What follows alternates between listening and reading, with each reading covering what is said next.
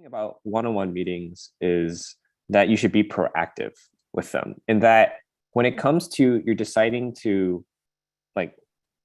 when you're thinking about whether you should set up a one-on-one meeting with someone, it's better to lean on the side of like, let's just make it exist and then we can always kind of down scope from there, as opposed to like waiting for things to blow up and then putting the one-on-one meeting.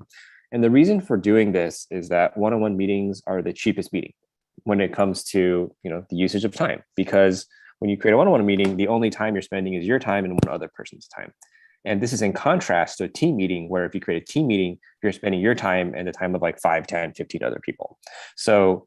when you create a team meeting that ends up not being very useful, it's a disaster because you wasted so many people's time. But if you create like a one-on-one meeting and then you figure out after like one or two instances of the meeting that this wasn't the best meeting, it still sucks that you wasted that time, but it's not like a huge cost, right?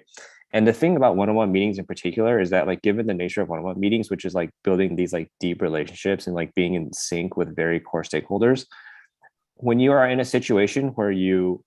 should have had a one-on-one meeting and then you realize like way too late, like, oh crap, I'm like totally out of sync with this person, I should have had a one-on-one. That's really, really painful. I've done that myself where at Facebook, I realized too late that like there were like other tech leads on the team that I should have had a recurring one-on-one with